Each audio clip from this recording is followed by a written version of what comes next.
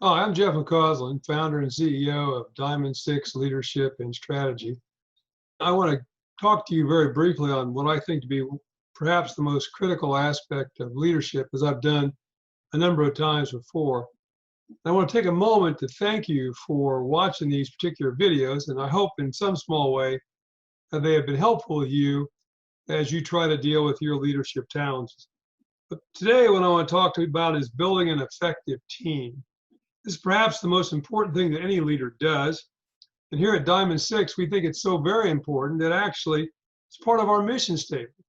We talk in our mission statement about our goal to develop leaders whose teams have the greatest impact on their community and the world. And that sounds pretty aspirational, and it certainly is, but we definitely mean it, and we try to do that in all that we do. It epitomizes, in many ways, I would argue, the definition that I like to use frequently for leadership, and that is one provided by President and General Dwight Eisenhower, who once said, leadership's all about deciding what has to be done and getting others to want to do it. And clearly, the others that Eisenhower was talking about was the team that you are, in fact, leading. It's a dynamic thing, though, and not a static, as the leader must continually recruit new team members while continuing to develop those that are already members of the team. Ultimately, I actually would say that the team is the leader's legacy.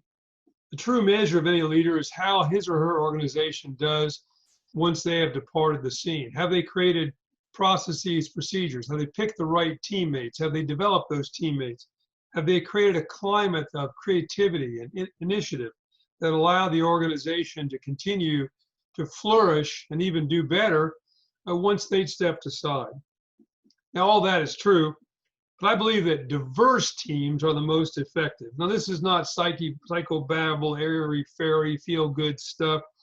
It's really a profit and loss item imperative, and there's research that shows clearly that diverse teams are, in fact, the most effective for a number of reasons. They expand the number of creative ideas available to you. They provide better contact with your customer or client base, which are very diverse by themselves. Access to a broader range of problem solvers, reduction in tensions and hostilities across demographic, racial, ethnic groups, and an increased appreciation fundamentally of different people, ideas, and cultures. We're all members of the greatest team in the history of the mankind, the United States of America. Right now, our team has a problem, and we need to acknowledge it. All Americans must recognize that the murder of George Floyd in Minneapolis by a white policeman was the functional equivalent of a lynching. And sadly, that comes from a very dark part of our past. As an American, as the CEO of this small company, I publicly denounce it both as a heinous crime, but also as being truly un-American. The social unrest we see today is the worst that I can recall in my lifetime, since at least the death of Martin Luther King back in 1968. We must also recognize it is not only a response to Mr. Floyd's murder, but also a response to systemic racism, injustice, inequality that has stained and damaged our country in many ways since its inception. America is built on the principle that through diversity comes true democracy, unity, and strength. As you all know, I enjoy conducting leadership workshops using historical examples. I think the stories of our past are not only instructive, but they're impactful. Discussing leadership while you're standing at a very, very significant historical spot gives that whole conversation a stronger meaning. And I believe the lessons derived are consequently much more impactful to everyone. I've been very, very fortunate to conduct leadership workshops at some of the most important historical sites all across this country. And the strength of our diversity and the aspirations of our society were underscored to me at every single spot. I ran a leadership workshop in Independence Hall in Philadelphia, where the goals of our democracy were outlined in 1776 with Thomas Jefferson's words, and I quote, "We hold these truths to be self-evident that all men are created equal." At this same location in 1787, the Constitution was signed. It ordained in the preamble that we as Americans sought a more perfect union, not a perfect union, but a more perfect union. The founders, I think, were extremely wise as they realized that while we sought perfection, it would be ever elusive. Every succeeding generation would struggle to move things in that direction. We are struggling today. I also spent time on the Yorktown battlefield and did a leadership workshop there, where in Victory Field, the British Army surrendered to a very diverse, integrated group of colonial soldiers, militiamen, and French soldiers that ensured the success of our revolution. We've also had events at the Alamo, where another diverse group, very integrated group of Americans defied the Mexican army for 2 weeks and perished in the Texas Revolution. Now, as many of you know, and a number of you have probably joined us, Gettysburg is perhaps our signature workshop. I have no idea how many times Tom Bosser and I have led groups onto the battlefield for a leadership workshop. Every time I go, though, I am moved as I reflect on those who died there to preserve the nation and make other men free.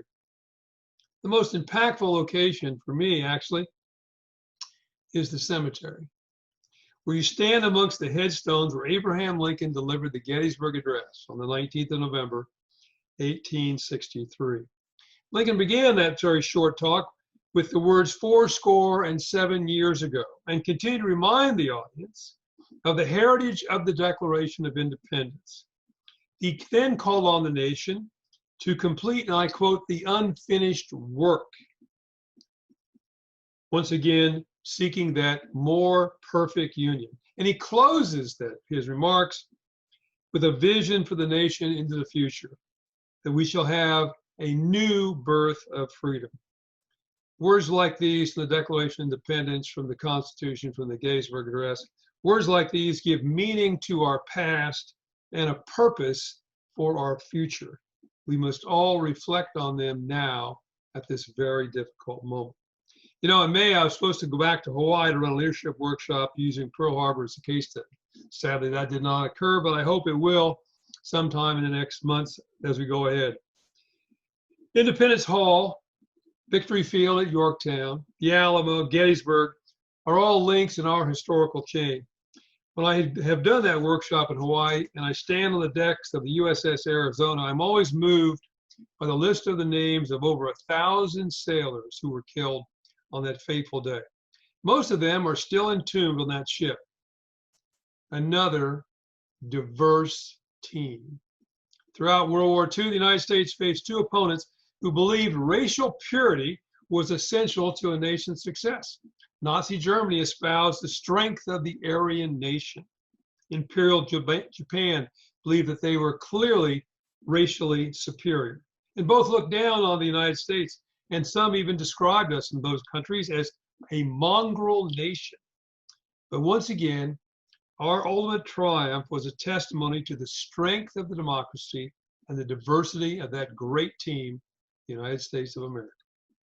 Tom Friedman, the celebrated columnist, recently reminded us that the founding motto for our nation was E pluribus unum, still on the Great Seal of the United States.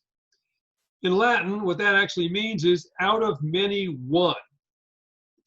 This should serve to remind us of the goals again of our more perfect union and the strength of democracy and diversity.